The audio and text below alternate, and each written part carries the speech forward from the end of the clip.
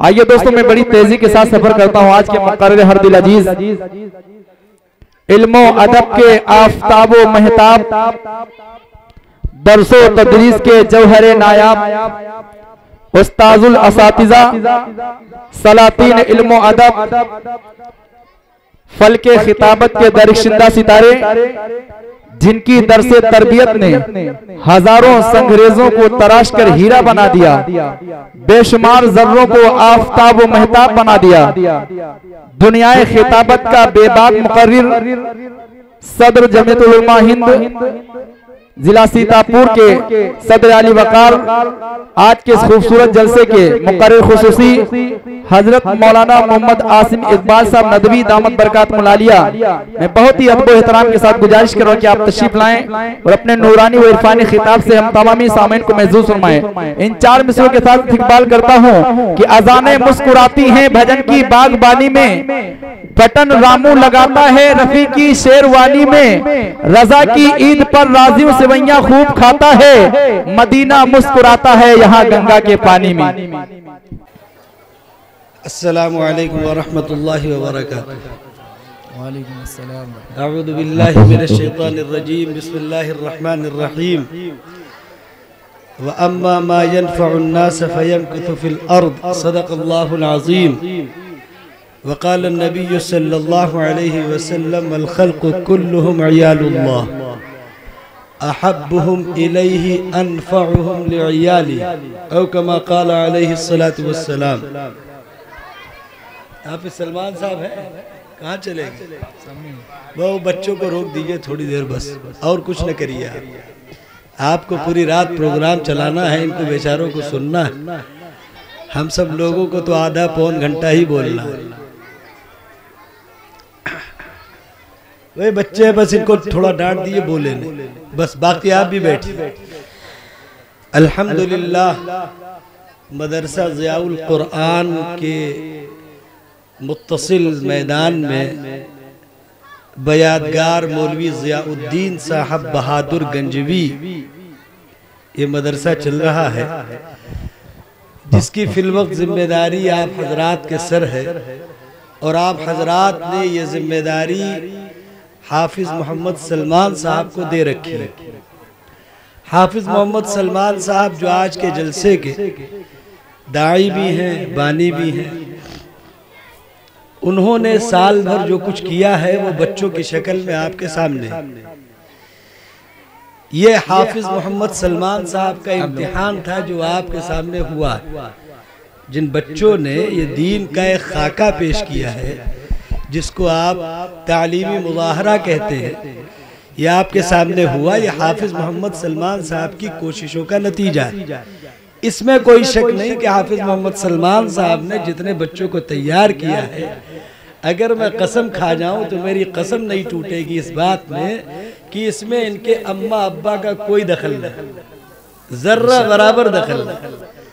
حافظ محمد سلمان صاحب اور ان کے معاونین کا ذاتی کرشمہ کہیے یا محنت کہیے یا فکر کہیے، کیونکہ جو ہمارے گھروں کا ماحول ہے وہ ہم کو اچھی طرح معلوم ہے، اس کو بیان کرنے کی ضرورت نہیں ہے۔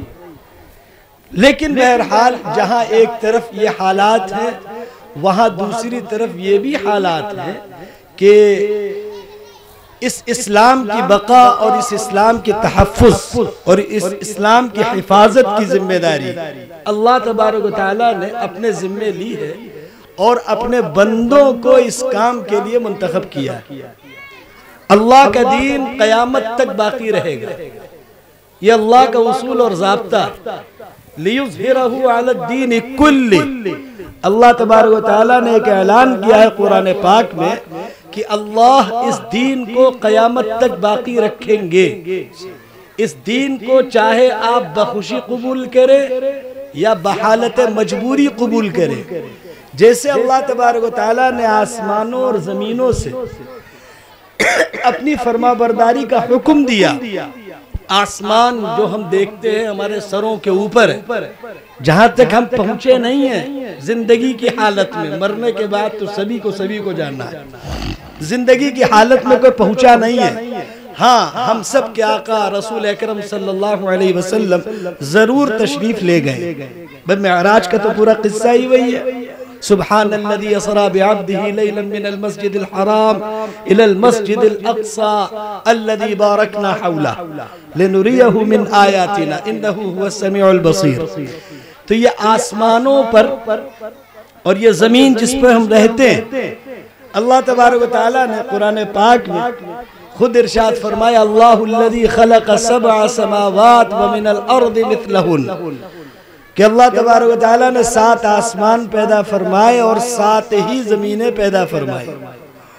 آسمانوں کا نظام بنانا تھا تو ایک آسمان پر دوسرا آسمان بنا دیا. جیسے آپ کی یہ مسجد ہے، مدرسہ ضیاء القرآن، اس میں نیچے مدرسہ ہے، پھر دوسری منزل پر مسجد ہے.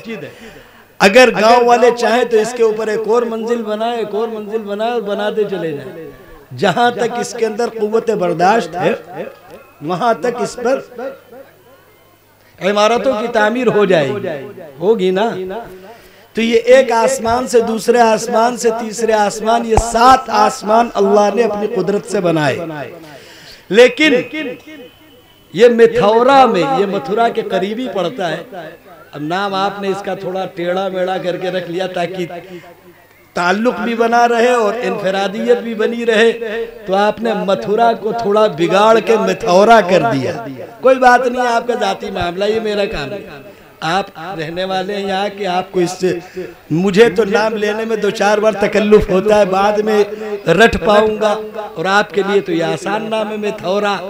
اب ہم اس کو مٹھورا کہیں، مٹھوارا کہیں، مٹھورا کہیں یا متھرا کہیں، یا جو، اب ہم سے تو اتنی جلدی نہیں لیا جائے گا، الا یہ کہ ہم یہاں بس جائیں، پھر ہم اس کو رٹے تو ہماری بھی زبان پر آپ کی طرح آئے گا.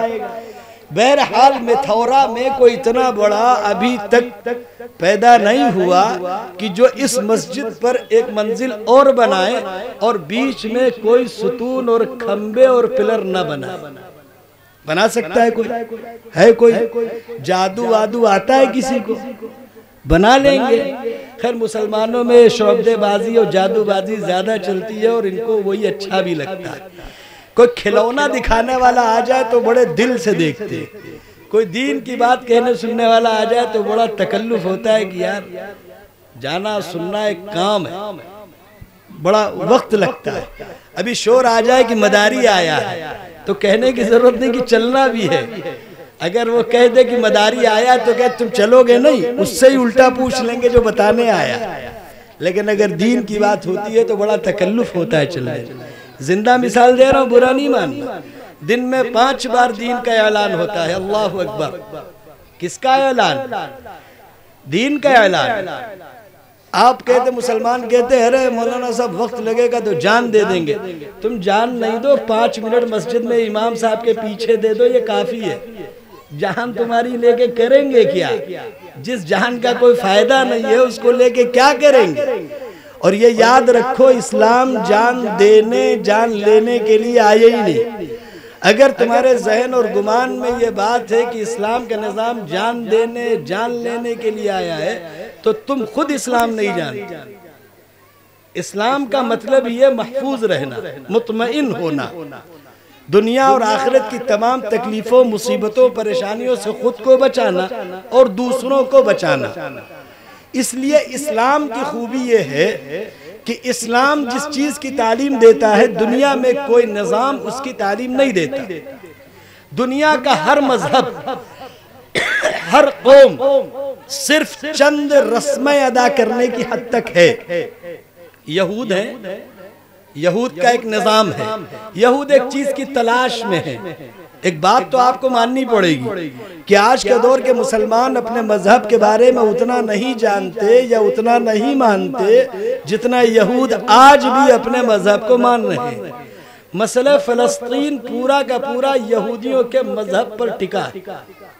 سیدھی سی بات کہہ رہا، وہ اپنی جان، اپنا مال، اپنا پیسہ، اپنی فوج، اپنی طاقت، اپنا سب کچھ لگانے کو تیار ہے. مسجد اقصی پر ایک دیوار ہے، دیوار گریہ بولتے ہیں، دیوار توبہ بھی اس کو بولتے ہیں. مسجد جو ہے مسجد اقصیٰ، یہ جیسے آپ کی مسجد ہے ایسے ہی وہ مسجد ہے، لیکن اس کے قرب و جوار میں 5 مسجدیں ہیں ملا کر مسجد اقصیٰ. اور مسجد اقصیٰ جہاں قائم ہے وہ جگہ جس حصے میں مسجد اقصیٰ ہے، مسجد اقصیٰ کے بارے میں ایک بات اچھی طرح یاد کر لیجئے اور ذہن میں بٹھا لیجئے کہ جتنی محبت بیت اللہ سے فرض ہے اتنی ہی محبت مسجد اقصیٰ سے فرض ہے. اگر آپ یہ سمجھتے ہیں کہ مسجد اقصیٰ کی محبت ایمان کا حصہ نہیں ہے یا کوئی خارجی چیز ہے یا کوئی باہر کی چیز ہے، تو میں آپ کو صاف لفظوں میں بتا دوں کہ مسجد اقصیٰ ہمارے لیے بعینہ اسی طرح ہے جس طرح مکہ مکرمہ میں بیت اللہ مسجد حرام. اس مسجد کا نام ہے مسجد حرام. حرام کا ایک لفظ ہوتا ہے جسے ہمارا بولا جاتا ہے کہ یہ حرام ہے وہ حرام ہے. اس بارے میں بات عرض کر دوں کہ شریعت میں، شریعت کس کو کہتے ہیں؟ قانون اسلام کو. جو اسلام کا جو قانون ہے اسلامک قانونوں کو کہتے ہیں. اسلامک لاز جو جتنے ہیں سب شریعت کہلاتے ہیں. اور شریعت ہے کیا یہ بھی میں آپ کو بتا دوں. شریعت اللہ کا دین ہے. اللہ کا جو دین ہے، اللہ کا جو قانون ہے اسے شریعت کہتے ہیں. اللہ تبارک و تعالی یہ جو قانون ہے نا، اسلام کا جو نظام ہے، یہ کس نے بنایا؟ اللہ نے بنایا. اللہ تبارک و تعالی قرآن پاک میں فرماتے ہیں لِكُلٍّ جَعَلْنَا مِنْكُمْ شِرْعَةً وَمِنْهَاجًا، ہم نے تم سب کے لیے ایک نظام زندگی بنایا. تمہارے لیے بھی بنایا ہے، تم سے پہلے والوں کے لیے بھی بنایا. اور ایک بات اور سنو، اللہ کا جو یہ بنایا ہوا نظام اور دستور ہے، جو طریقہ ہے، جو قانون ہے، یہ اللہ تبارک و تعالیٰ کا ذاتی ہے. یہ کسی کے مشورے سے نہیں بنا. جیسے صوبہ یو پی میں آپ رہتے تو ایک ویدھان سبھا ہوتی ہے، وہاں کچھ ممبران منتخب ہونے کے بعد جاتے ہیں 5 سال تک، پھر وہ کچھ قانون بناتے ہیں.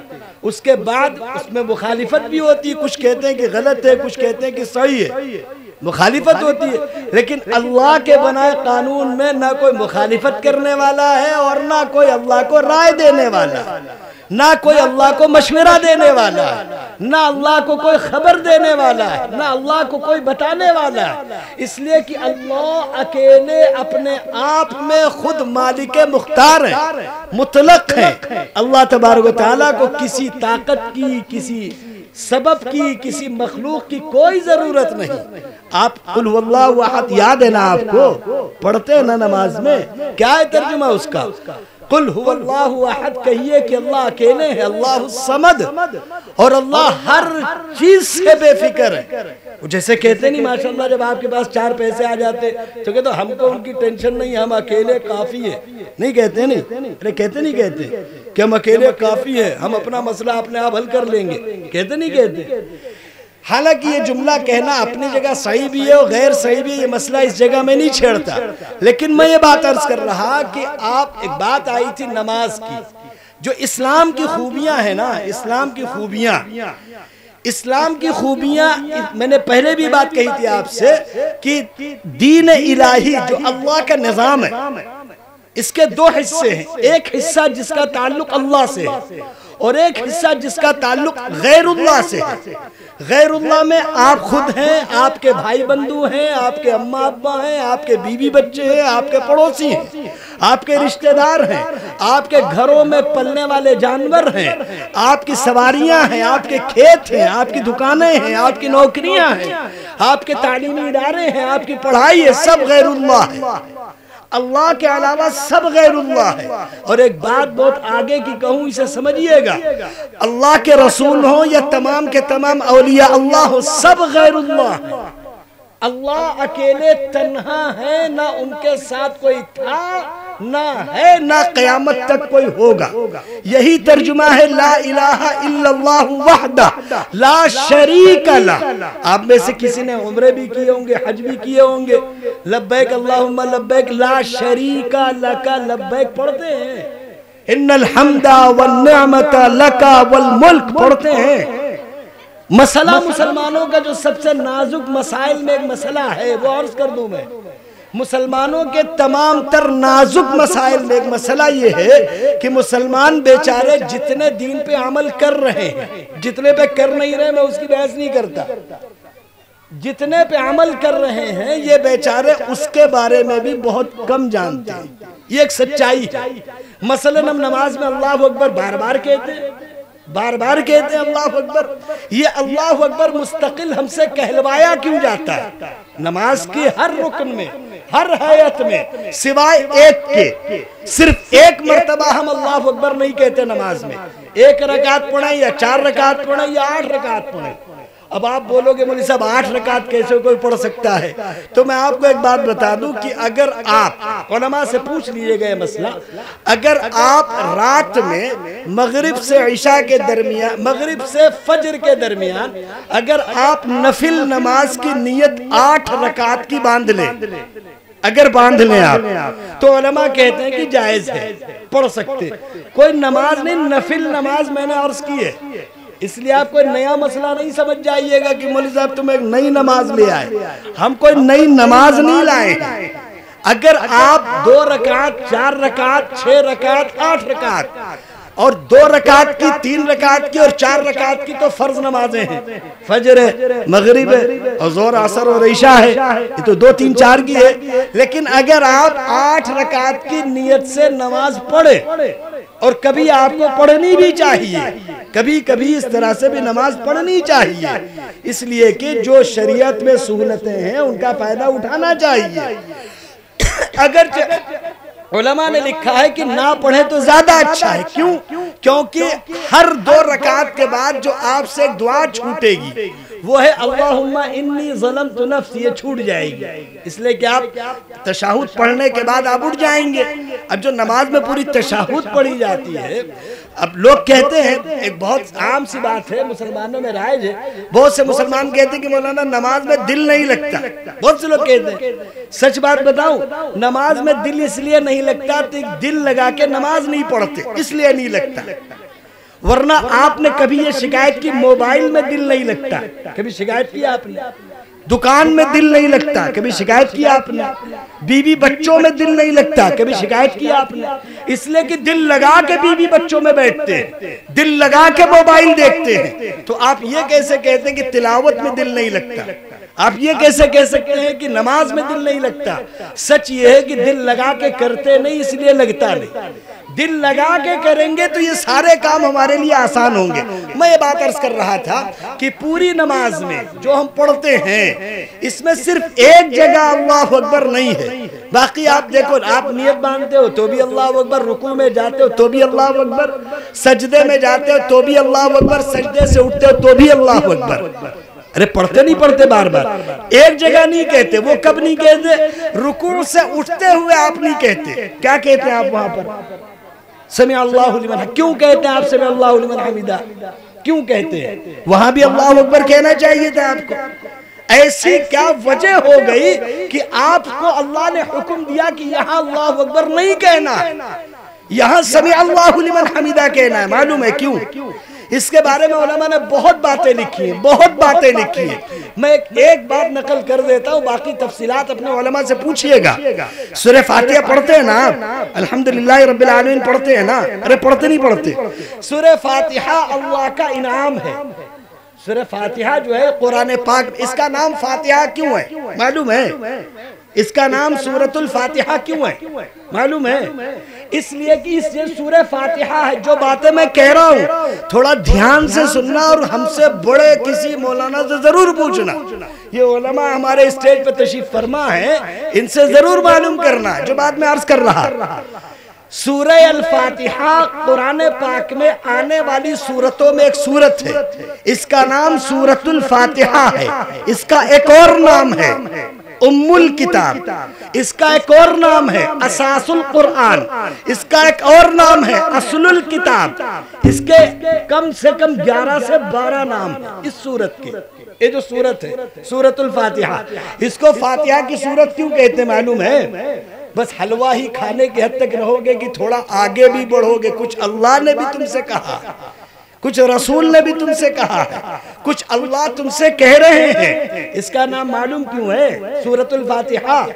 کیونکہ قرآن پاک کے 14ویں پارے میں ایک آیت ہے قرآن پاک میں، پڑھ لیجئے گا، آپ کے علماء موجود ہیں، آپ کو اللہ اچھا رکھے۔ حافظ محمد سلمان صاحب جیسا قیمتی ہیرا آپ کے علاقے میں کام کر رہا ہے، اللہ ان کو بھی ہمت دے، آپ کو بھی ہمت دے۔ لیکن کچھ باتیں ہیں جو علماء کے ساتھ آپ کو بہت گزارنا چاہیے۔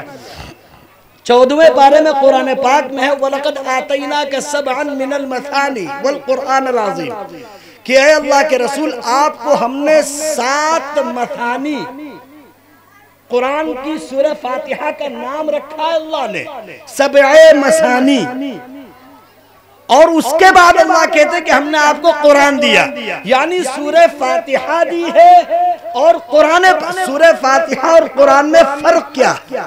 ایک بہت مختصر سی بات بتا دوں گا، فرق بہت سے اتنے زیادہ ہیں کہ یہ آپ یقین مانو، اب تو بیچارے مسلمان علوم دینیہ پڑھتے ہی نہیں ہیں، یہ مسئلہ مسلمانوں کا ہے، ورنہ سچ یہ ہے کہ قرآن کے علوم پڑھنے والے کے پاس اتنی عمر نہیں ہے جتنے قرآن کے علوم ہیں، اتنی عمر نہیں۔ اللہ ہمارے علماء کو اچھا رکھے، انہوں نے وہ کتابیں لکھ دی جن کتابوں کی وجہ سے آج ہم کو پڑھنا آسان ہے، ورنہ پہلے کے زمانے میں تو علم حاصل کرنا کتنا مشکل تھا۔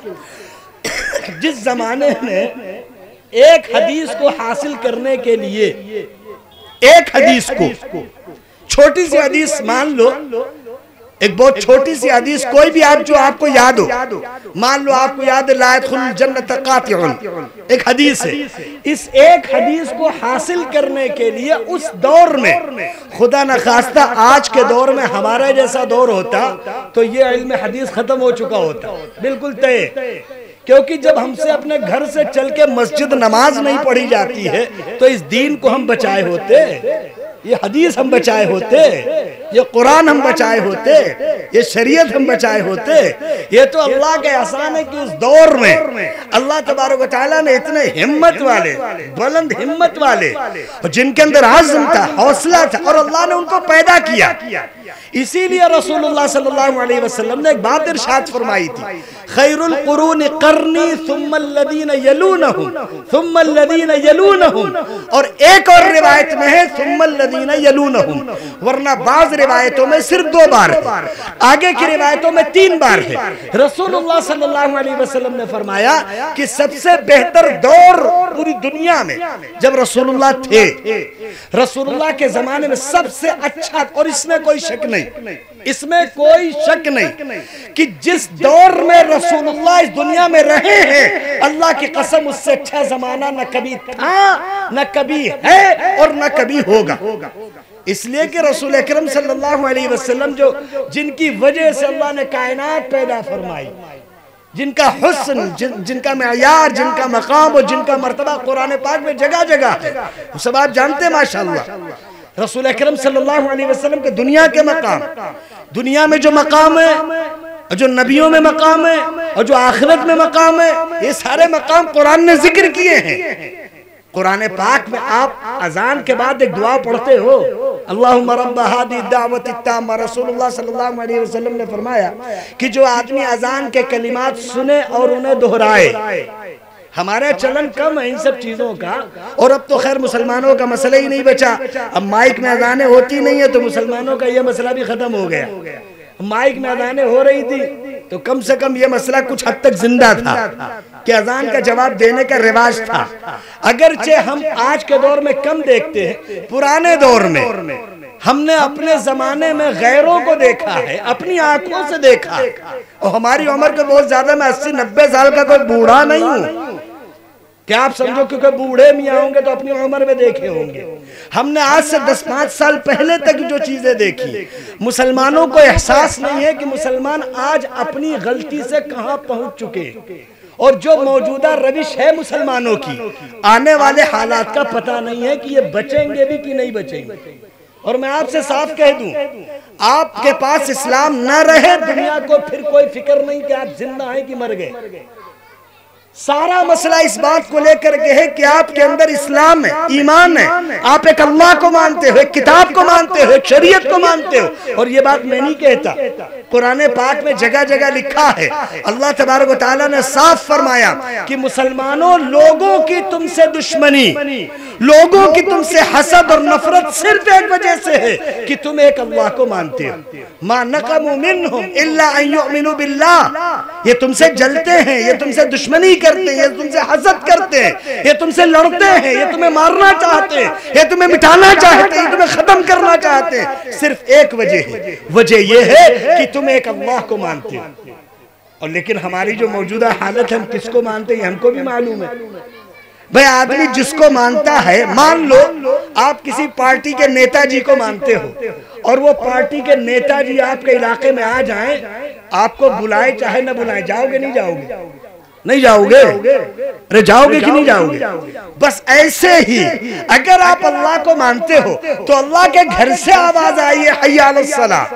حی علی الصلاۃ کا مطلب یہ نہیں کہ نماز کو آؤ، حی علی الصلاۃ کا مطلب ہے کہ اللہ بلا رہے ہیں تو چلے آؤ. حی علی الفلاح کا مطلب نہیں کہ کامیابی ہے اس لیے آؤ. حی علی الفلاح کا مطلب یہ ہے کہ اللہ تمہیں اب زندگی میں عزت دینا چاہتے ہیں، برکت دینا چاہتے ہیں، رزق دینا چاہتے ہیں، تمہیں ایک سکون کی زندگی دینا چاہتے ہیں، تمہیں دنیا کی تمام خیر دینا چاہتے ہیں. اس لیے اللہ تمہیں اپنے گھر میں بلا رہے ہیں. ظاہر سی بات ہے، ایک بات تو آپ بھی جانتے ہو، اگر آپ کا پیسہ بینک میں جمع ہو، یا تو اے ٹی ایم میں ملے گا، یا بینک میں ملے گا، یا بینک متر کے پاس ملے گا، اور تو کہیں نہیں ملے گا نا، کہیں اور مل جائے گا. مان لیجئے آپ کا 100 روپیہ بینک میں جمع، 100 نہیں آپ کا تو لاکھوں جمع ہوگا. میں مثال دے رہا ہوں، آپ 100 پہ اٹک نہ جائیے گا کہ کہتے ہیں مولوی صاحب 100 ہی روپے کے اوقات سمجھے، ایسا نہیں ہے. ہم مانتے ہیں کہ بہت پیسہ ہوگا، مجھے اس سے بحث نہیں ہے، میں جو بات کہہ رہا ہوں اسے سمجھو. اگر مان لو آپ کے پاس 100 روپے ہیں، کسی کے پاس 100 روپے ہیں، آپ نے کسی کو 100 روپے دے دیے. اب وہ آدمی سیتاپور یا لکھنؤ یا دلی چلا گیا. اب آپ اس کے پڑوس میں جائیے، کنڈی کھٹکھٹائیے اور اس سے کہیے بھیا تمہارے پڑوس میں جو صاحب رہتا ان کو ہم 100 روپے دیے تھے اس لیے تم لاؤ. دے گا وہ؟ ہوش میں مانگیے گا، کچھ اور بھی ہو جائے گا. اگر آپ سے مضبوط ہوگا تو کچھ اور ہوگا، کمزور ہوگا تو چلی جانے دے گا. جب اتنی چھوٹی سی بات آپ سمجھتے ہو کہ جس کو آپ نے رقم دی ہے اس کے بغیر نہیں مل سکتی، رقم بینک میں جمع کرو گے تو بینک ہی سے تو لوگے نا، ارے بینک ہی سے تو لوگے نا، کہ کہیں اور لے لوگے، کسی اور سے تو نہیں لے لوگے. تو جب آپ کی زندگی کی نعمتیں، برکتیں، وسعتیں، خوشحالیاں، آپ کی ترقی، آپ کا عوج، آپ کا عروج سب اللہ کے ہاتھ میں ہے. عزت کس کے ہاتھ میں ہے؟ روزی کس کے ہاتھ میں ہے؟ صحت کس کے ہاتھ میں ہے؟ شفا کس کے ہاتھ میں ہے؟ خوشحالی اور ترقی کس کے ہاتھ میں ہے؟ اگر آپ اس سے نہیں لوگے تو کس سے لوگے؟ اب مسئلہ یہ ہے کہ مسلمان عزت تو چاہتے ہیں، مسلمان صحت بھی چاہتے ہیں. حالانکہ مسلمان جتنی صحت چاہتے ہیں وہ ہم کو بھی معلوم ہے. ایک گاؤں میں میتھورا میں اگر کم سے کم 100 مسلمان رہتے ہوں گے تو کم سے کم اس میتھورا میں 500 روپیہ ایک دن میں پان اور پڑیا اور نشے پہ خرچ ہوتا ہوگا. ہو سکتا ہے بھائی میتھورا میں نہ ہوتا ہو، میری اگر بات ہے غلط ہے تو میں واپس لے لوں، لیکن بات صحیح یہی ہے. جو بات صحیح ہے وہ یہی ہے کہ ایک چھوٹے سے گاؤں میں جہاں مسلمانوں کی آبادی 100 بھی ہے اور غریب ہو مسلمان، ان کے پاس بہت پیسے نہ ہو، ان کے پاس بہت اسباب نہ ہو، لیکن پھر بھی ان کے گاؤں میں سب سے زیادہ چلنے والی دکان، سب سے زیادہ بھیڑ لگی دکان یا تو چائے کا ہوٹل ہوگا یا پان کی دکان ہوگی. اور اسی کے قریب جو مسجد ہوگی اس کے امام صاحب کی تنخواہ، آپ کی بات نہیں کر رہا، اگر ان کی 4000 بھی ہے تو نکلنے میں آفت ہوگی. ایک پان کی دکان پہ 15,000 روپے مہینے کی آمدنی ممکن ہے، ایک مسجد میں مسلمانوں کے لیے 3,000 روپے خرچ کرنا مشکل. کیوں معلوم ہے؟ کیوں معلوم ہے؟ جس سے محبت ہوتی ہے آدمی اس پر پیسہ بھی لگاتا ہے اور وقت بھی لگاتا ہے. بالکل سیدھی سی بات. اللہ سے محبت ہے، رسول سے محبت ہے، دین سے محبت ہے، شریعت سے محبت ہے تو آدمی وہ کام کرے گا. اور اگر نہیں ہے تو پھر کوئی مجبور نہیں کر سکتا اس کو. تو میں بات عرض کر رہا تھا الحمدللہ جناب ڈاکٹر شمیم رامپوری صاحب دامت برکاتہم بھی تشریف لے آئے اور آج کے ہمارے جلسے کے یہ ہمارے خصوصی داعی بھی ہے اور اس میں کوئی شک نہیں کہ ڈاکٹر شمیم رامپوری صاحب ہندوستان کے مشہور شاعروں میں ہیں اور پوری اللہ تبارک و تعالیٰ نے اب ان کو شاعر کے درجے میں نہیں استاد الشعراء کے درجے میں رکھا ہوا، اس میں کوئی شک نہیں ہے۔ انہوں نے ایک بات اور میں آپ سے عرض کر دوں کہ آپ ایک جلتا ہوا چراغ اگر ہو آپ کے پاس، ایک مثال میں آپ کو دوں کہ آپ کے پاس 100 دیے کا دور آنے والا ہے نا، آنے والا نہیں آنے والا، دیے کا دور آنے والا ہے، اگر 100 دیے آپ کے پاس رکھے اور جیب میں ماچس نہ ہو تو 100 دیوں کی حقیقت ہے کوئی، اور اگر ایک دیا آپ جلا لو تو 100 دیے جلا لو گے نہیں جلا لو گے؟ تو ماشاءاللہ ڈاکٹر شمیم صاحب کی برکت سے ضلع سیتا پور کے گاؤں میں مشاعرے ہو جاتے ہیں، بڑی بات۔ پہلے تو اس کا چلن بھی نہیں تھا، تصور بھی نہیں تھا کہ رسول اکرم صلی اللہ علیہ وسلم کی تعریف کے لیے لوگ جمع ہوں، اکٹھے ہوں اور رسول اللہ کی تعریف کی جائے، اللہ کی تعریف کی جائے، حمد پڑھی جائے، نعت پڑھی جائے، منقبت پڑھی جائے، فضائل پڑھے جائے، بڑی بات۔ اللہ آپ کی عمر میں برکت دے۔ اور بھی بہرحال میں بات عرض کر رہا تھا، بیچ میں بات آ گئی، میں کچھ ہی دیر آپ سے بات کروں گا، 12 بجنے والا ہے، 10 منٹ اور بس، ہاں اس لیے کہ اس کے بعد آپ حضرات کے لیے بھی وقت چاہیے۔ تو میں بات عرض کر رہا تھا کہ آپ کو اللہ تعالیٰ، میں ایک بات عرض کر رہا تھا کہ رسول اکرم صلی اللہ علیہ وسلم نے فرمایا کہ جو شخص اذان کی آواز سنے تو اذان کے کلمات دہرائے اور اذان کے کلمات دہرانے کے بعد اذان کے بعد کی دعا پڑھے۔ بہت آسان سی دعا ہے، کوئی بہت بڑی نہیں، چھوٹی سی دعا ہے اور یہ ہر مسلمان کو اس لیے یاد ہونی چاہیے۔ رسول اللہ صلی اللہ علیہ وسلم فرماتے ہیں کہ ہم اس کے لیے جنت کی سفارش کریں گے۔ گارنٹر کون ہے جنت کا؟ اللہ کے رسول صلی اللہ علیہ وسلم۔ گارنٹر تو جانتے ہو نا، ارے بھائی بینک سے لین دین کرتے ہو گئے، اتنا سے بڑے بڑے کام کرتے ہو، گارنٹر نہیں جانتے ہو؟ گارنٹر ہوتا ہے نا ایک، اس لیے تمہاری جنت کا گارنٹر کون ہے؟ تمہاری جنت کا ضامن کون ہے؟ تمہاری جنت کی ضمانت کون لے رہا؟ اللہ کے رسول صلی اللہ علیہ وسلم۔ کام کتنا بڑا ہے، اذان ہو، اذان کے کلمات دہرائیے، اور جب اذان کے کلمات دہرائیے تو فجر میں اٹھ کے الصلاۃ خیر من النوم بھی دہرائیے، یہ بھی دہرانے کے ذمے میں ہے۔ حالانکہ اب اتنی لمبی رات ہوتی ہے، اگر آدمی جاگنا چاہے تو بڑی آسانی سے مسجد جا سکتا ہے۔ تو میں بات عرض کر رہا تھا کہ رسول اکرم صلی اللہ علیہ وسلم پر آپ درود پڑھیے، اس کے بعد آپ دعا پڑھیے۔ رسول اللہ صلی اللہ علیہ وسلم فرماتے ہیں کہ میں اس کے لیے جنت کی سفارش کروں گا۔ کس سے کریں گے؟ اللہ سے۔ ایک بات بتاؤ، جس کے لیے رسول اللہ سفارش کریں گے اس کو جنت ملے گی کہ نہیں ملے گی؟ ارے ملے گی کہ نہیں ملے گی؟ لیکن رسول اللہ جنت کی سفارش کیوں کریں گے؟ کیوں کریں گے؟ برا نہیں مانی، ایک بات دل پہ ہاتھ رکھ کے اپنے آپ کو بتائیے، جو موجودہ ہماری دینی حالت ہے کہ ہمیں لگتا ہے کہ رسول ہماری بھی سفارش کر دیں گے؟ موجودہ جو ہماری حالت ہے، جو صبح سے شام تک ہماری زندگی گزر رہی ہے، نہ ہمارے پاس کوئی کلمے ہیں، نہ ہمارے پاس کوئی دعا۔ اسلام کتنا خوبصورت مذہب ہے، اب دیکھو نا اسلام میں سبحان اللہ، ماشاءاللہ، الحمدللہ، ہے نا اسلام میں خوبیاں۔ اسلام کی خوبیاں تو کیا میں آپ سے عرض کروں، اسلام تو نظام ہی تھا خوبیوں کا، اسلام نظام ہی تھا بھلائیوں کا، اسلام مجموعہ تھا خیر کا۔ افسوس یہ ہے کہ مسلمانوں نے ابھی تک خود سے اسلام کو نہیں سمجھا۔ اور میں آپ سے اگر ایک بات عرض کروں کہ آپ سب کو وقت دیتے ہو، آپ دکان کو بھی وقت دیتے ہو، مکان کو بھی وقت دیتے ہو، کھیت کھلیان کو بھی وقت دیتے ہو، بیوی بچوں کو بھی وقت دیتے ہو، یاروں دوستوں کو بھی وقت دیتے ہو، سب کو وقت دیتے ہو، دل پہ ہاتھ رکھ کے بتاؤ کتنا وقت آپ اللہ کو دیتے ہو؟ جس نے تمہیں پیدا کیا، جو تمہاری روزی کا ذمہ لیے ہے، جو تمہاری زندگی کا ذمہ لیے ہے، جو تمہیں صحت دے رہا، جو تمہیں شفا دے رہا، جو تمہیں دنیا کی تمام نعمتیں دے رہا، کوئی بڑی بات نہیں اگر اللہ تمہارے منہوں سے نمک کا ذائقہ ختم کر دے۔ آپ نے بیماری سنی ہوگی، نمک کی کمی جسم میں ہو جاتی، ہوتی نہیں ہوتی؟ ہوتی۔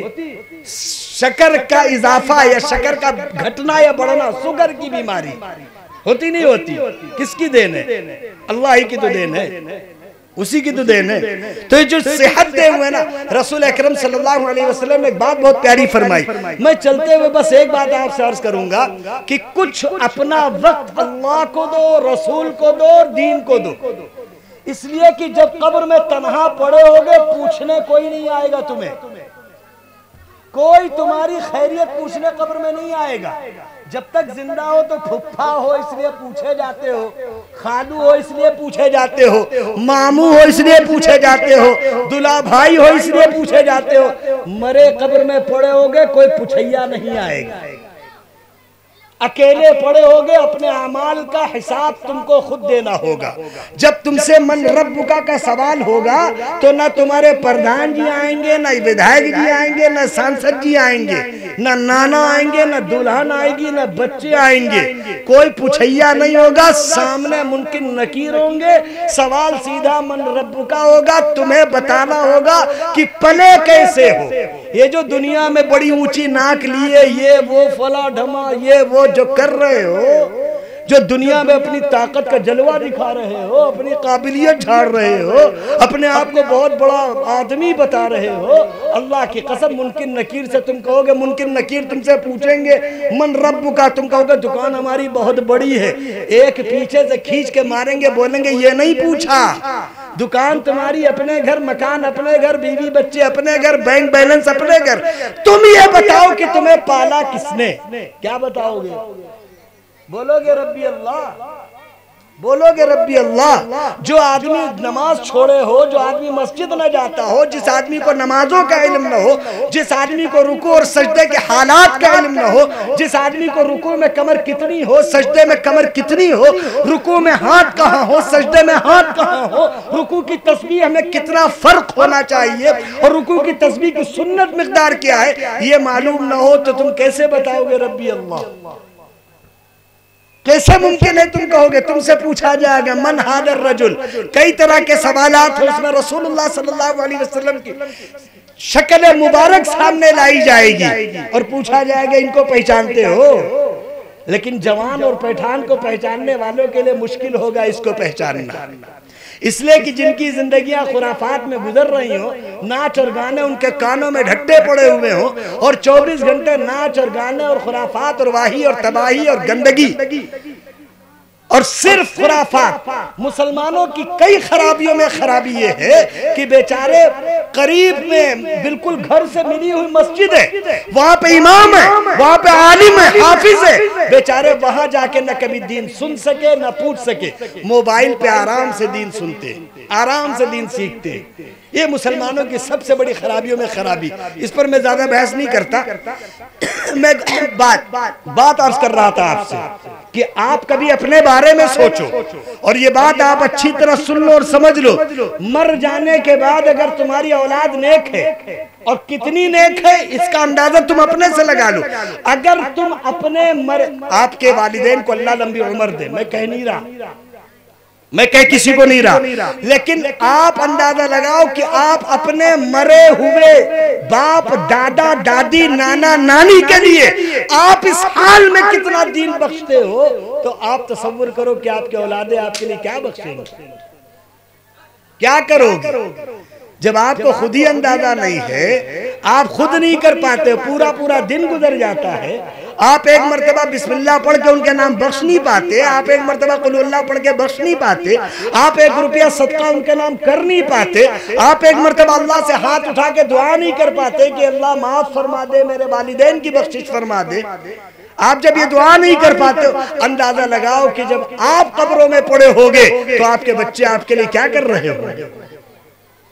یہ جو وقت ہے نا، جو زندگی ہے بہت مختصر ہے. نہ ڈرنے کی ضرورت ہے، نہ گھبرانے کی ضرورت ہے، نہ زیادہ فکر مند ہونے کی ضرورت ہے. جو کام کرنے کا ہے وہ صرف اتنا ہے کہ اپنی زندگیوں کو اللہ کی طرف لے کے آؤ. تم اس لیے کہ دنیا میں مسلمان ہو.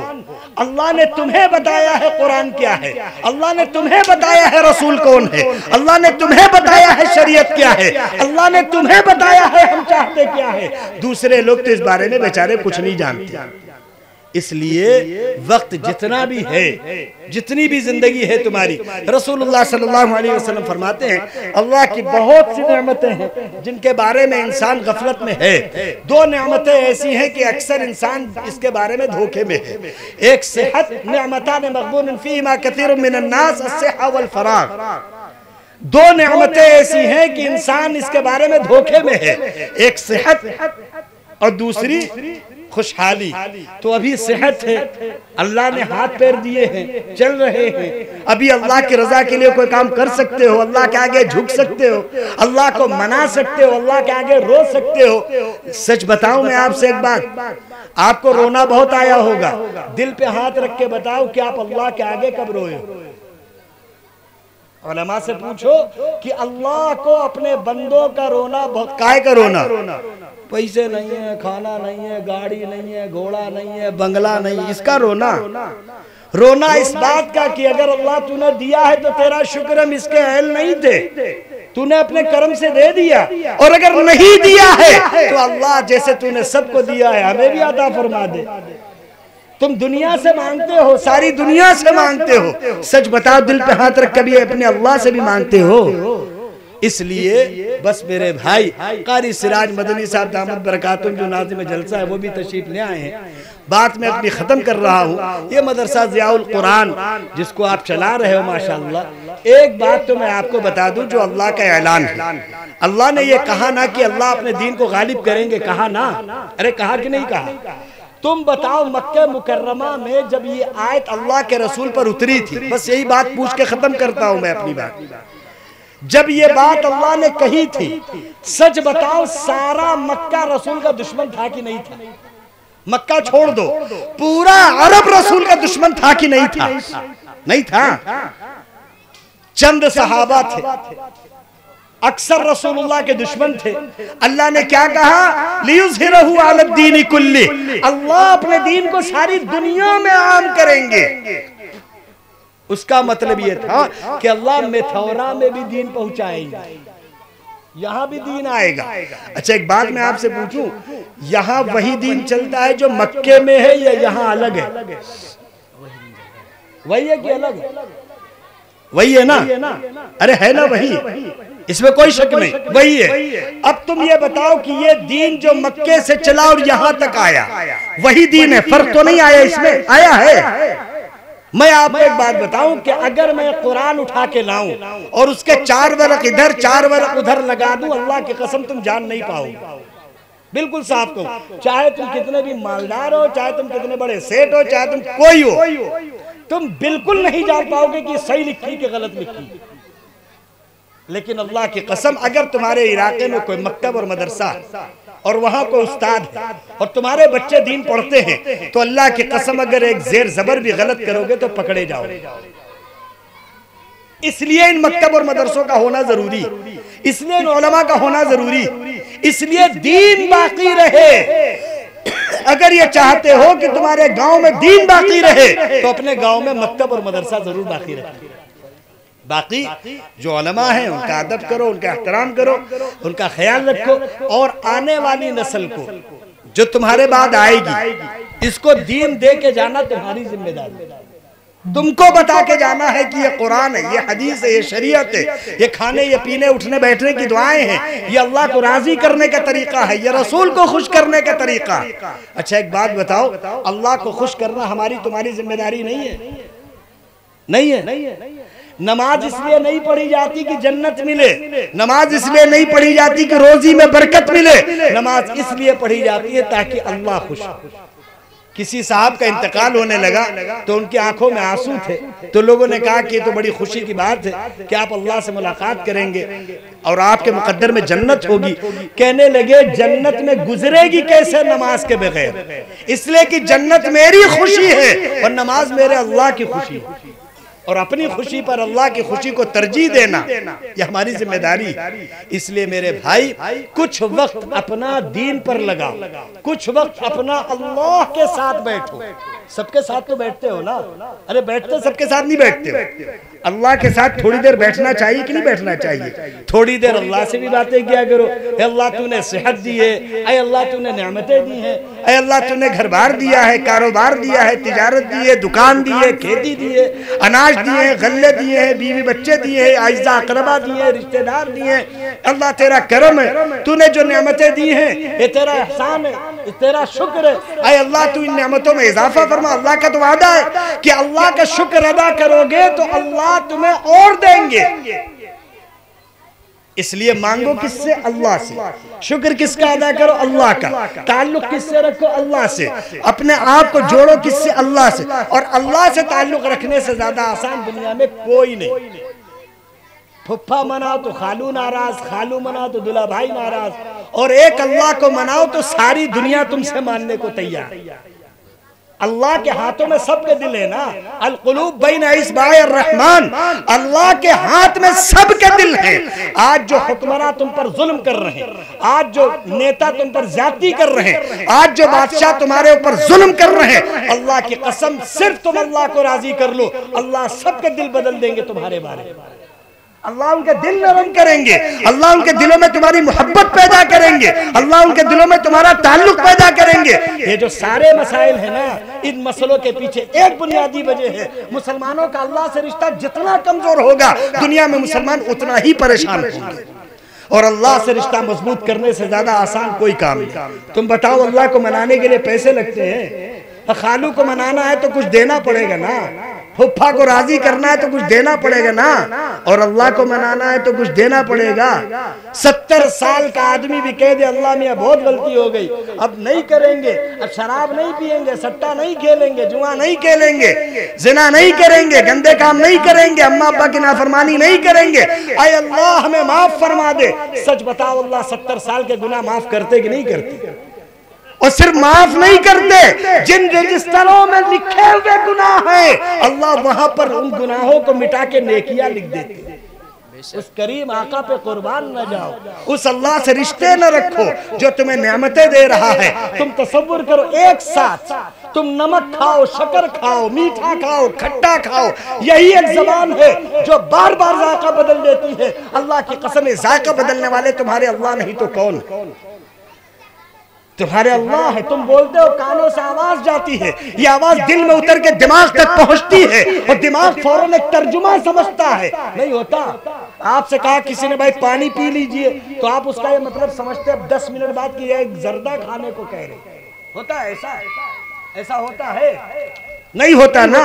تو اپنے اللہ پہ قربان جاؤ, جس اللہ نے جسم میں بہتا ہوا خون دیا ہے, دھڑکتا ہوا دل دیا ہے, اور جس اللہ نے زبان میں رال پیدا کی, جس اللہ نے آنکھوں میں پانی پیدا کیا, جس اللہ نے کان میں پانی پیدا کیا. لیکن سچ بتاؤ, یہی پانی اگر تمہارے پھیپھڑوں میں پیدا ہو جائے, کیوں نہیں مانتے ہو اپنے اللہ کو؟ اسی لیے کہا جاتا ہے کہ ہر حال میں اپنے اللہ کا شکر ادا کرو. اس اللہ نے تمہیں اتنی خوبصورت زندگی دی ہے, چلتے پھرتے ہاتھ پیر دیے ہیں, چلتے پھرتے کان ناک دیے ہیں, سننے بولنے والی زبانیں دی ہیں, سمجھنے والی عقل دی ہے, پھر بھی تم اس اللہ کو نہیں مانتے. تم سچ بتاؤ, سب کا شکریہ ادا کرنا ہے. مان لو کسی نے تمہاری دعوت کر دی, اور دعوت میں تم کو بڑی عزت سے بٹھایا, کھانا لگایا, کھلایا, پھر تمہیں رخصت کیا, تو تم چلتے کیا کہتے ہو؟ آپ کا بہت بہت شکریہ کہتے نہیں کہتے؟ تو اللہ کے شکریہ نہیں ادا کرنا چاہیے. دی ہوئی نعمتیں کس کی ہیں؟ آنکھوں میں روشنی اسی کی ہے, زبان میں بولنے کی طاقت بھی اسی کی ہے. اور زبان بھی دیکھو نا, اتنے سخت ترین دانت ہیں, ذرا سا کسی کی انگلی دبا دو تو کاٹ لے, کٹ جائے. لیکن سچ بتاؤ, زبان اتنا لپر لپر چلتی ہے, کبھی کٹتی ہے؟ کبھی کٹتی ہے؟ تم کبھی نہیں سوچتے کہ تمہارے اللہ تمہاری کس طرح مدد کر رہے ہیں. فوراً تمہارے سامنے دھول اٹھتی ہے, دھواں اٹھتا ہے, تمہاری پلکیں فوراً بند ہوتی نہیں ہوتی, نہیں ہوتی. کون ہے یہ؟ یرسل علیکم حفظا, اللہ کہتے ہیں کہ ہم نے تمہاری حفاظت کے لیے فرشتے رکھے ہوئے. لیکن ہم کو احساس نہیں سب چیزوں کا. جو اللہ 24 گھنٹے ہماری حفاظت کر رہا، اللہ ہماری حفاظت فرمائے، ہم کبھی اس اللہ کو یاد کرنے کو تیار نہیں۔ اس لیے میرے بھائی کچھ وقت اپنا اللہ کے ساتھ گزارو، تھوڑا وقت تنہائی میں بیٹھا کرو، اللہ سے باتیں کیا کرو۔ اور اللہ سے باتیں کون کرتا ہے معلوم ہے؟ رسول اللہ صلی اللہ علیہ وسلم اللہ سے باتیں کرتے نہیں کرتے تھے؟ اللہ سے باتیں کیا کرو، کبھی اپنے بارے میں اللہ کو بتایا کرو کہ اللہ میاں یہ آپ نے ہم کو اولاد دی، آپ نے ہم کو بیوی بچے دیے، آپ نے ہم کو گھر بار، کبھی بتایا کرو اپنے اللہ سے، اللہ میاں آپ کا بہت بہت شکریہ، آپ نے ہمارے ساتھ یہ بھلائی کی، اللہ میاں آج تو ہماری طبیعت خراب ہو گئی تھی، آپ کا بہت بہت شکریہ، ہم ٹھیک ہو گئے۔ لیکن آپ کیسے کہو گے؟ آپ کے پاس تو پیسہ ہے، آپ ڈاکٹر کو دکھا کے دوا کھا کے ٹھیک ہو گئے، تو اور جو دوا کھا کے نکل لیے ان کا کیا بولو گے؟ اس لیے فرعون نہیں بنو، حامان شداد نہیں بنو، نبی کی صفات اپنے اندر پیدا کرو۔ نبی کی صفات یہ ہے کہ ہر حال میں خوش رہو تو بھی اللہ۔ اچھا ایک بات اور ہے، اللہ سال بھر نعمتیں دیتے ہیں، پیسے پہ پیسہ کماتے رہے، جیبیں بھرتے رہے، بینک میں بھرتے رہے، کبھی کسی کو نہیں بتایا کہ بہت پیسہ کمایا۔ 100 روپے کا نقصان ہو جائے تو سب کو معلوم ہے کہ ان کا نقصان ہو گیا۔ اچھا اللہ میں کی شکایت سب کر لیتے ہیں، اللہ میں کی تعریف نہیں کی جاتی۔ اس لیے میرے بھائی اللہ تمہیں اچھا رکھے۔ مدرسہ ضیاء القرآن اتنی دور دراز علاقے میں چل رہا ہے، تم سے میں نے پوچھا تھا کہ وہ قرآن جو اللہ نے رسول کو مکے میں دیا تھا، مدینے میں دیا تھا، اور قرآن کے بارے میں تم کیا علم بتاتے ہو جو مدرسے چل رہے ہیں؟ میں آپ کو ایک بات عرض کروں، قرآن پاک میں جو سورتیں ہیں نا، کچھ مکے میں اتری ہیں اور کچھ مدینے میں اتری ہیں۔ مکے میں جو سورت اتری ہے اس کی ترتیب اور مدینے میں جو سورت اتری اس کی ترتیب۔ جو سورت مکہ مکرمہ میں اتری اور جو سورت مدینے میں اتری، دو ترتیب ہے، ایک تو سیدھی 1 سے لے کے 114 تک، اتنی ہے کہ کم زیادہ ہے؟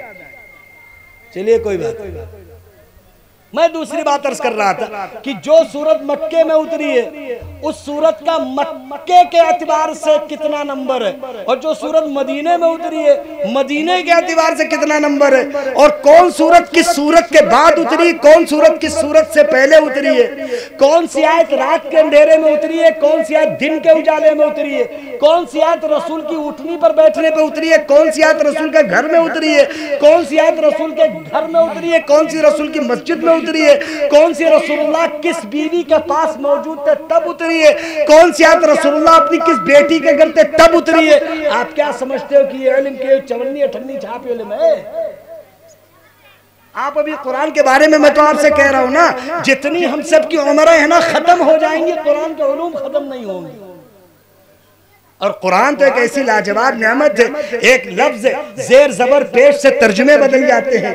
ایک لفظ جنتن، جیم کو زیر دے دو جنتن، جیم کو زبر دے دو جنتن، اور جیم کو پیش دے دو جنتن، اور تینوں قرآن نے استعمال کیے۔ اگر آپ زیر کو زبر پڑھ دو تو ترجمہ بدل جائے، بجائے اللہ کی رحمتوں کے اوپر سے وہ فرشتے اترے کہ جو پیٹ کے رکھ دے۔ لیکن شکر ہے چونکہ اللہ بھی اتنی جلدی مارتے نہیں۔ یستعجلونک بالسیئۃ قبل الحسنہ، اللہ نے ایک بات تو کہی ہے کہ یہ بے وقوف ہم سے عذاب میں جلدی کرتے ہیں جبکہ ہم ان پر رحمت میں جلدی کرتے ہیں۔ ہم گناہوں پہ پردہ ڈالتے ہیں، نیکیوں کو عام کرتے ہیں، یہ ہمارے اللہ۔ اچھا ایک بات بتاؤں میں آپ سے، اگر ہم سب چاہے جتنا ساتھ رہیں، تمہاری ایک برائی جان جائے تو 10 آدمی کو بتائے بغیر پیٹ میں مروڑ ہونے لگی، اور بتائیں گے ہاں ہم تمہارے بہت قریبی کسی سے کہا نہیں ہے، اور معلوم پورے محلے کو ہے۔ لیکن اس اللہ پہ قربان جائیے، دل پہ ہاتھ رکھ کے بتائیے، ہم سب کے گناہ ایسے خطرناک ہیں کہ اگر دوسرا جان جائے تو منہ پہ تھوکنا برداشت نہ کرے، لیکن ہمارے اللہ پر قربان جائیے، سارے گناہ معلوم ہے اور ان سب پہ اللہ نے ہمارے پردہ ڈال رکھا ہے۔ تو جو ذات ہمارے ساتھ ہر وقت مہربانی کرے، کیا ہمارا حق نہیں ہے کہ ہم اس کی عبادت کریں، اس کی تعریف کریں، اس سے تعلق رکھیں، اس سے محبت کریں؟ اس لیے اللہ سے محبت کرو اور اس کے رسول سے محبت کرو، رسول اکرم صلی اللہ علیہ وسلم سے محبت کرو، دن میں کم سے کم ان پر درود بھیجا کرو۔ اللہ سے محبت یہ ہے کہ اللہ کا حکم مانو، اور رسول سے محبت یہ ہے کہ وقت کی دعائیں یاد کرو۔ دسترخوان بچھاؤ، کھانا کھانے کی دعا پڑھو، کھانا کھا کے کھانے کی دعا پڑھو، اس سے کون خوش ہوتا ہے؟ رسول اللہ خوش ہوتے ہیں، لیکن اب تو مسلمانوں میں چبڑ چبڑ ٹھیلے پہ کھڑے ہوئے یہ مارا وہ مالا سٹر پٹر چبڑ چبا چبو کے۔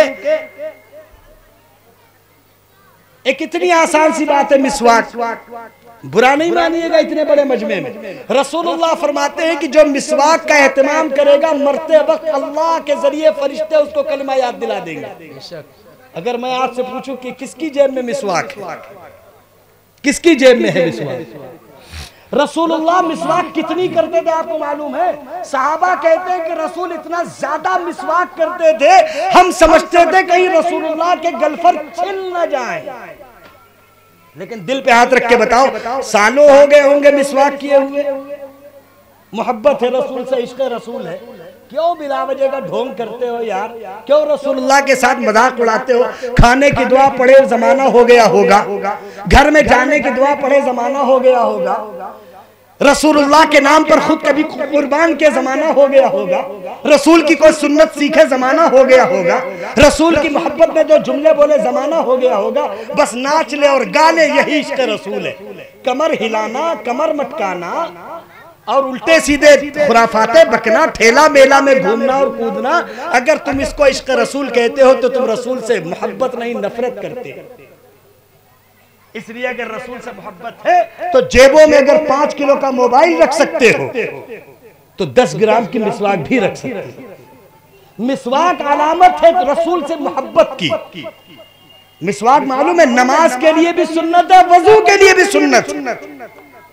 اس لیے بس میں زیادہ تفصیل میں جانا نہیں چاہتا، میں جو بات عرض کر رہا تھا بس اتنی بات عرض کر دوں آخر میں کہ بڑی خوشی کی بات کہ اس علاقے میں بھی اللہ کا شکر ہے وہی قرآن زندہ ہے جو اللہ نے مکے میں اتاری۔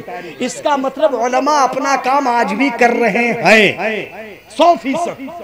اب تم پوچھتے ہو مولوی کر کیا رہے ہیں؟ مولوی کچھ کرے یا نہ کرے، اگر صحیح قرآن تمہارے درمیان زندہ ہے تو بھی مولویوں کا سب سے بڑا کارنامہ جو قرآن تم پڑھ نہیں پا رہے ہو اس قرآن کو زندہ کرنے کا کام آج بھی مولویوں نے زندہ کر رکھا ہے الحمدللہ۔ جو تم سے زبانی تو چھوڑ دو، دیکھ کے نہیں پڑھا جاتا، اگر دے دیا جائے نا، رمضان میں کوئی آدھا پارہ پڑھتا ہے، 30 دن میں کوئی ایک پارہ، اور بڑا نصیب والا ہوگا جس کی قرآن مکمل ہوئی ہوتی ہوگی۔ لیکن ہے بہت بڑے نمازی، ان کو 30 پارے والی مسجد بتا دی جائے یہ ایک ہی دن میں تراویح پڑھ لیں گے۔ تراویح پڑھنے میں تو ان سے آگے، حالانکہ پڑھتے کوئی نہیں، لیکن اگر موقع مل جائے تو 30 پارے والی مسجد ڈھونڈ لیں گے۔ وہ 30 پارے والی مسجد نہیں ڈھونڈتے، وہ 30 پارے والی مسجد کا پتہ بتا کے اگلے 29 دن لوگوں کے سامنے آرام کرنا۔ تھک گئے۔ نیتا جی کو آنا ہے، ہیلی کاپٹر صبح 7-8 بجے آنا تھا، ہیلی کاپٹر آیا 4 بجے، یہ صبح 6 بجے سے چکر لگا رہے تو نہیں تھکے، یہ بیچارے نماز میں کھڑے ہوئے تو تھک گئے۔ نیتا جی کو دور سے دیکھے، بس خالی بولے، ہم جب ہاتھ ہلا رہے تھے تو نیتا جی نے بھی ہلا دیا، پتہ نہیں نیتا جی نے کہاں سے ہلا دیا۔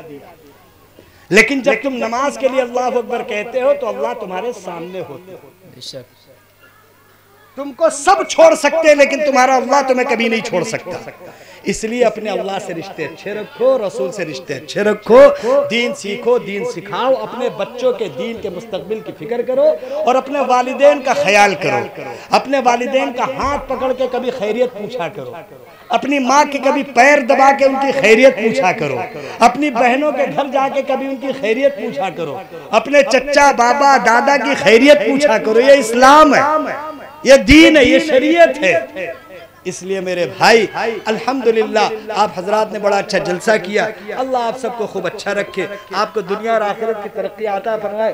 انشاءاللہ مشاعرہ ہوگا، اللہ آپ کے لیے آسان کرے، لیکن اتنا ضرور طے کریے چاہے تعلیمی مظاہرہ ہو، چاہے جلسے سیرت النبی ہو، چاہے مشاعرہ ہو، ان سب کا مقصد ہم سب کے دلوں میں دین زندہ رکھنا، اور کوئی مقصد نہیں۔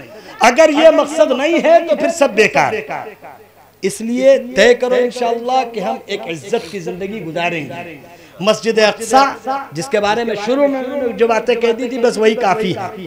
مسجد اقصی سے محبت کرنا اسی طرح ہے جس طرح بیت اللہ سے محبت کرنا۔ اللہ سے دعا کرو اللہ مسجد اقصی کی حفاظت فرمائے۔ کبھی کبھی سوچا کرو کہ مسجد اقصی کی حفاظت کے لیے لوگوں نے اپنے بچے قربان کیے۔ اپنی مائیں قربان کی، اپنی اولادیں قربان کی، اپنے بوڑھے اور جوان ماں باپ قربان کی، خود اپنی قربانی دے دی۔ سچ بتاؤ انہوں نے خون دے کر کے مسجد اقصیٰ کی آج تک حفاظت کر رکھی کہ نہیں کر رکھی؟ ہم سے تم سے اپنے گاؤں کی مسجد میں نماز نہیں پڑھی جا رہی ہے۔ کل قیامت کے دن جب سوال ہوگا کہ مسجد اقصیٰ کو بچانے کے لیے خون دے سکتے تھے اور تم اپنی ہی مسجد میں 2 رکعت نماز پڑھنے نہیں آ پائے، کیا جواب دو؟ کیا ان کا حق نہیں ہے؟ اللہ کی قسم جو اس گھر کی حفاظت کر رہے ہیں بڑی ہمت والے لوگ۔ ہم سے تم سے تو شیر آیا تو مغرب کے بعد ہم گھر سے نہیں نکلے کہ شیر آ گیا، پتہ نہیں آیا کہ نہیں آیا، تمہارے بھی آیا تھا کہ نہیں پتہ نہیں۔ ہمارے بسم میں ایک عدد ویڈیو، ایک تو مسلمانوں کے دماغ اتنے خراب ہیں کہ بس اللہ رحم کرے، ایک عدد ویڈیو وہ ہر جو آدمی بھیجتا ہے بتاتا میرے ہی گاؤں کا سب، وہ 2-4 ویڈیو ہوتے ہیں اور جب کبھی وہ ہنگامہ ہوگا پھر وہی ویڈیو چل پڑیں گے۔ یہ مسلمانوں میں خرافات بہت ہے، ان کا واٹس ایپ سسٹم جو ہے اتنا جاہلانہ ہے، ان کا کوئی کام نہیں، ان کے پاس اتنا ہی کام ہے، بس یہ اٹھائے ویڈیو ادھر ڈال دیے، ہمارے قریب کے گاؤں، اچھا جو بھیجتا ہے وہ قریب کے گاؤں میں بتاتا، اپنے گاؤں کا نہیں بتاتا، قریب کے گاؤں میں یہاں شیر دکھا، یہاں شیر دکھا۔ تمہارے پاس اور کوئی کام ہے؟ کوئی اور بھی کام ہے دنیا میں؟ اس لیے میرے بھائی دین کو دین سمجھو، دین اللہ کا نظام ہے، دین اللہ کا قانون ہے، دین اللہ کے اصول ہیں اور ہماری تمہاری عزت کے حفاظت کا وعدہ ہے۔ جس اللہ نے تمہیں بنا مانگے سب دیا ہے، سچ بتاؤ جب مانگو گے تو نہیں دیں گے نا؟ بس میرے بھائی میں نے جو باتیں عرض کی ہیں اللہ سے دعا کرو کہ اللہ ان باتوں پہ مجھے بھی عمل کی توفیق دے، آپ حضرات کو بھی عمل کی توفیق دے۔ وآخر دعوانا الحمدللہ رب العالمین۔